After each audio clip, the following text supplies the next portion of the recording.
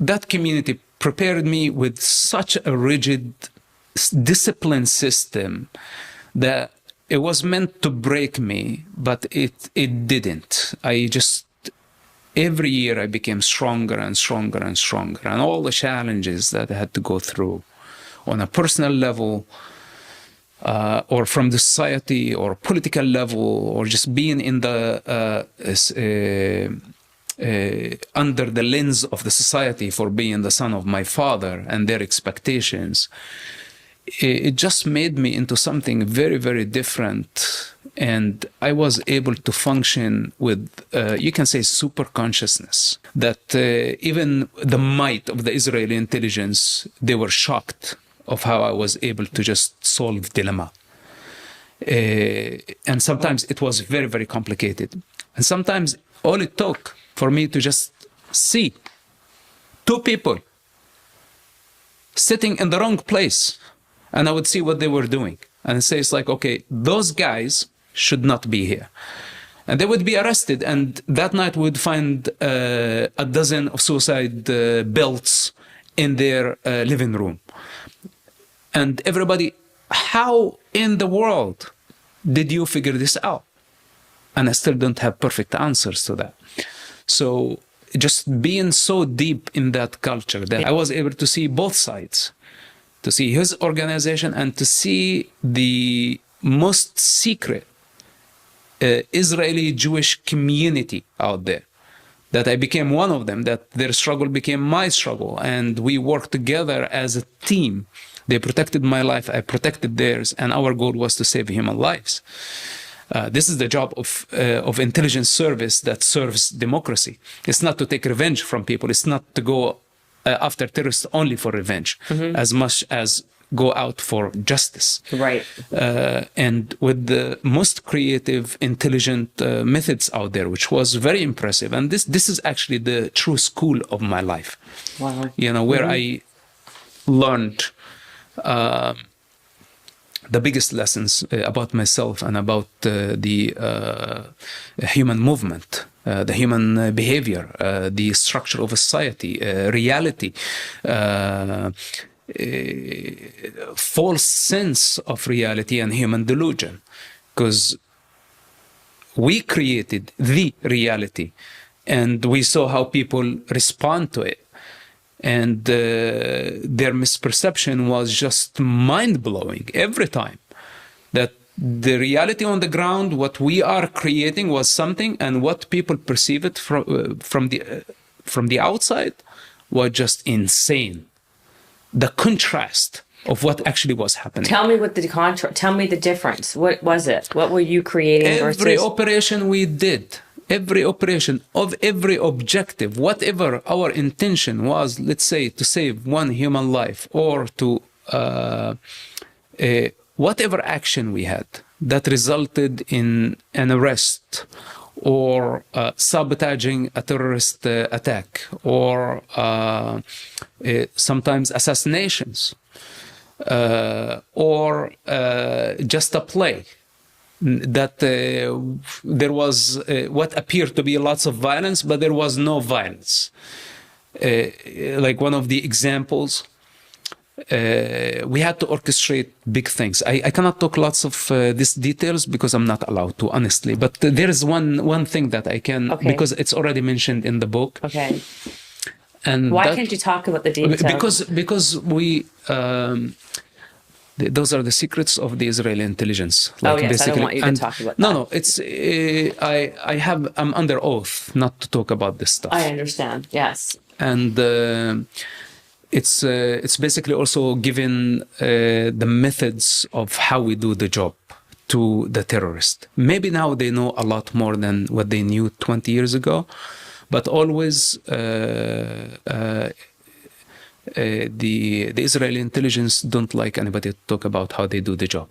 But one of the things that I already talked about, so we can talk about it, I was involved in lots of operations in many fronts, after many wanted people, high-profile terrorists, many of them were arrested.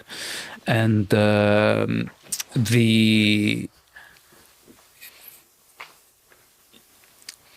was getting very close to the point where people would become suspicious.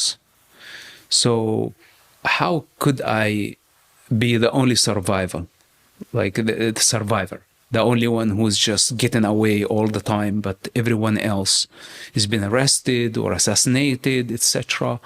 So the Israeli intelligence wanted to do a play to manipulate Hamas security wing, and basically they wanted me to go to my house, and they wanted to fake an arrest attempt. But this fake play involves big army, the entire city of Ramallah, that everybody has to believe that I would become the most wanted man in the city. How?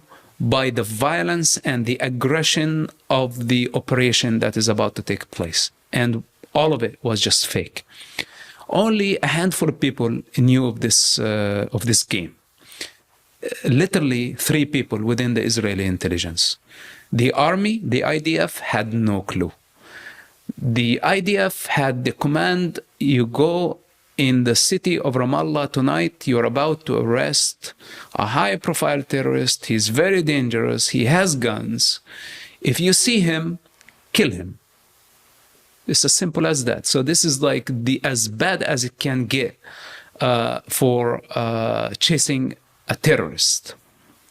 But in order to do this, you have to bring special forces because you're going behind the enemy lines. So you have to bring basically the IDF division of undercover agents, which they would dress like Palestinians. They would go using Palestinian cars or other cars, so people don't get suspicious of them. They would come to my house, my family house. They surround the house, secure the area, so I cannot escape. The moment they do this, the big army now would come with tanks, armored vehicles, etc. If there is resistance and shooting, there could be choppers, and they're just everybody waiting. So we're talking about big operation that would take millions of dollars to just move such a force. And that's just to orchestrate a game to make Hamas believe that I was wanted, that Israel was not letting me move freely. They wanted me dead.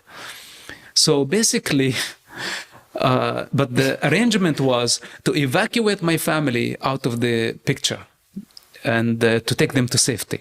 So the special forces would come first, surround the house. Then the army come, call my mother, my siblings, everybody to evacuate the house. They gave me 2 minutes before the special forces arrived to escape, because it had to look like an escape. And I get out of the house, the forces arrive, my mother is in the house, they call for everybody, and now the media come, Al Jazeera, other TVs come to cover this attack. Everybody see the tanks moving, militia come, they start shooting at the tanks, and everything is on live TV. And on the speakers, they calling for my name. To surrender, while I was already sitting in a safe house watching the whole thing on TV. But the army doesn't know that I'm not in the house, because they are trusting the information coming by the Israeli intelligence, their own intelligence.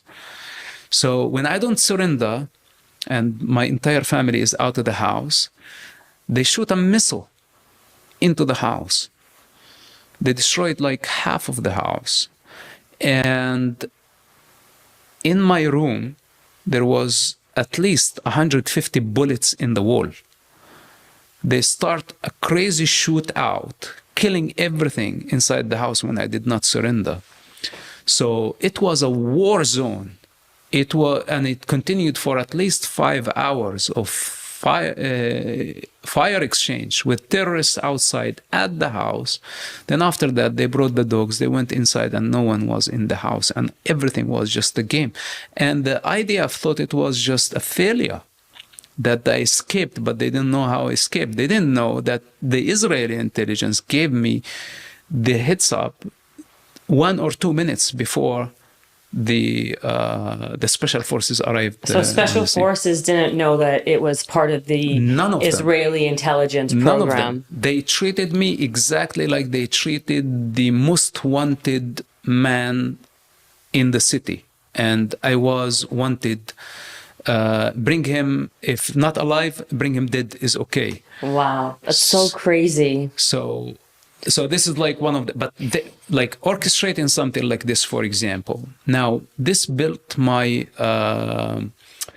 trust with Hamas. On one hand, they became immediately obligated to provide me security. So they had now to give me access, not to all, but to many of their safe houses in the city.